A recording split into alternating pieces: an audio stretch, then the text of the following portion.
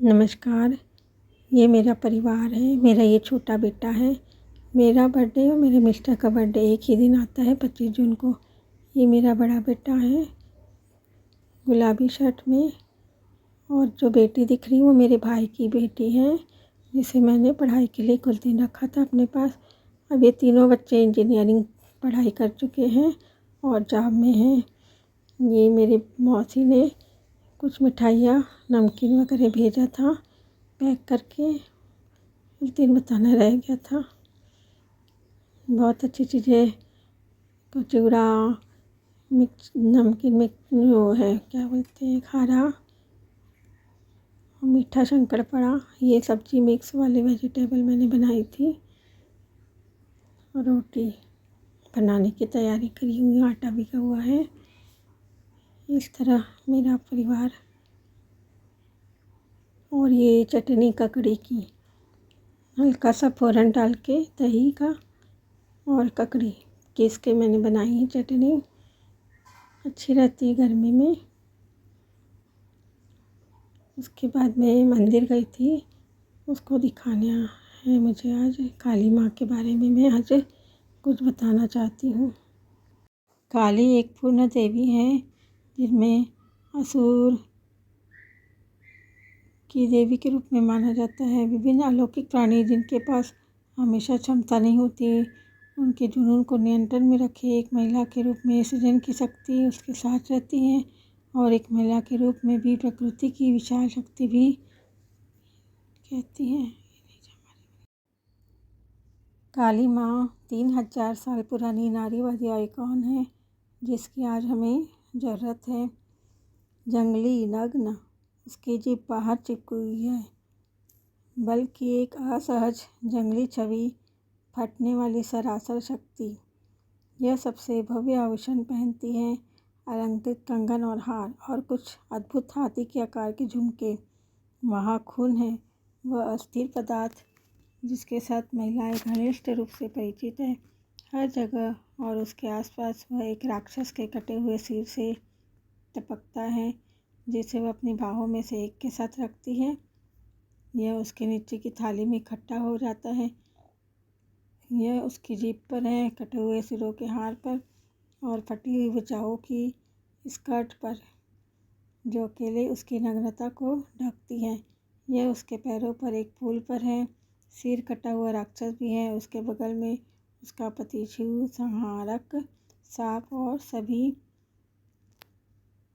कलकत्ता के कालीघाट मंदिर में काली के मिट्टी के पुतलों के बारे में सोचे, जो हाथ से बने हुए हैं।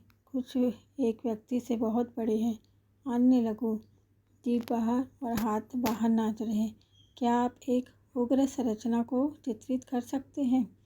काली असीमित और अस्तित्वगत स्वतंत्रता का प्रतीक है, बिना अनुमति मांगे। क्या आप इसे चित्रित कर सकते हो? वह एक सच्ची राक्षस है, जिसमें वह भयानक और उसमें दोनों हैं। एक तरफ से सुंदर है, जो किसी भी तरह से सुंदर नहीं है, उछला नहीं है, प्रबंधकी नहीं है, आरामदायक नहीं है। काली उसे देखो, परवाह नहीं कर सकता कि वह दिलकश है या नहीं। वह अपने बल से डरती नहीं है, और यदि आप हैं तो वह आप पर है। वह उस तरह की देवता नहीं है जो आसानी से एक ड्राइंग रूम की शेल्फ पर बैठी हुई मिल जाएगी, या एक दीवार से लटकी हुई उसके फ्रेम के चारों ओर गेंदे की माला के साथ। और यह ठीक है, क्योंकि उसे मारना है। काली शक्ति नारी शक्ति का सर्वोत्कृष्ट अवतार है। वह 1000 ईसा पूर्व के आसपास एक स्वतंत्र देवी के रूप में उभरती है, और एक विवादास्पद चरित्र के रूप में विकसित होती है। वह एक डरावनी है, विनाश की प्यासी अवतार है, और बुराई के खिलाफ अंतिम रक्षक, आखिरी रक्षक है। वह आध्यात्मिक और शारीरिक, कामुक और यौन, इस तरह साहसी है। उसके चारों ओर घूमने वाले तांत्रिक संप्रदायों में कामुकता मुख्य रूप से किसी के गहरे भय का सामना करने का एक तरीका है। तो पौराणिक कथाओं और लोक कथाओं के विश्लेषण के लिए एक मंच, मैथोलॉजी प्रोजेक्ट की सह संस्थापक है अरुंधति सेंधगल, ने नोट किया कि काली की उभयलिंगी और समय पर विरोधाभासी प्रकृति उनके प्रारंभिक महिला देवता होने के अनुरूप है। वह बताती कि देवता दृढ़ता और बहुलता पुरातनता में महिला देवत्व से जुड़ी एक विशेषता थी। पुरुष देवताओं का एक ही पक्ष होता है, शिव के अपवाद के साथ, जिनकी एक जटिल प्रकृति होती है, क्योंकि उनमें स्त्री और पुरुष दोनों प्रकृतियाँ होती। लेकिन सिंघल कहते हैं कि आपके पास केवल एक चीज़ के लिए खड़ी देवी नहीं होगी। काली और अन्य प्रारंभिक देवियाँ प्रकृति की अभिव्यक्ति थी। प्रकृति की तरह उसका भी उतना ही विनाशकारी पक्ष है जितना परोपकारी। इसमें यह काफ़ी नहीं है कि वह एक पूर्ण देवी है, लेकिन उन गुणों को वो बताती है जिनमें असुर राक्षस लेकिन केवल एक बेहतर अनुवाद की कमी के रूप में जाना जाता है। काली और अन्य प्रारंभिक देवियाँ प्रकृति की अभिव्यक्ति थी। प्रकृति की तरह उसका भी उतना ही विनाशकारी पक्ष है जितना परोपकारी। इसमें वह काफ़ी देवी नहीं है, एक पूर्ण देवी है, जिन्हें असुर के रूप में भी जाना जाता है। विभिन्न अलौकिक प्राणी जिनके पास हमेशा क्षमता नहीं होती है, उनके जुनून को नियंत्रण में रखे एक महिला के रूप में सृजन की शक्ति उसके साथ रहती है, और एक महिला के रूप में भी प्रकृति की विशाल शक्ति भी रहती है। यह काली को नारीवादी आइकॉन बनाता है, जिसकी हमें आज आवश्यकता है, जिसमें कई विपरीत लक्षणों की एक जटिल आकृति है, जिसमें सभी महिला शक्ति के समान रूप से योग्य अभिव्यक्तियाँ हैं। पौराणिक कथाओं में काली की भूमिका नारीत्व की एक अवधारणा को व्यक्त करती है, जो दुनिया भर से मुख्य धारा वाले अशिष्ट सुंदर आदर्शों से बहुत अलग है, जिसमें भारत भी शामिल है, जिसने एक भयंकर देवी को जन्म दिया, फिर भी आदर्श महिला को कर्तव्य प्रणाली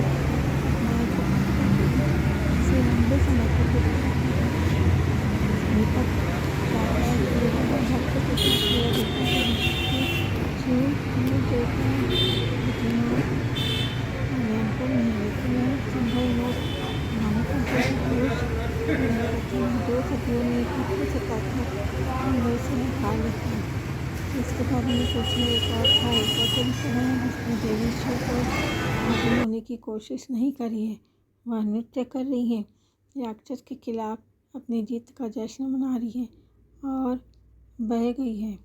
ऐसा इसलिए है क्योंकि पटनायक के अनुसार काली की शक्ति शुद्ध प्रकृति है, जो मानव दृष्टि के प्रति उदासीन है। काली का अस्तित्व प्रदर्शनकारी नहीं है, वह अपने कच्चे और सबसे अदम्य रूप में प्रकृति का प्रतिनिधित्व करती है।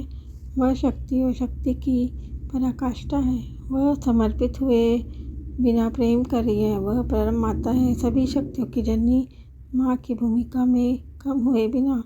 काली का अस्तित्व प्रदर्शनकारी नहीं है, वह दुर्गा या पार्वती जैसी महिला देवत्व के अधीन अधिक प्रशंसनीय अवतारों की तरह शांत, उचित, विनम्र या संकोची नहीं है, लेकिन उसमें वे गुण भी नहीं हैं जो पुराने और नए नारीवादियों ने उसमें देखे और पसंद किए हैं।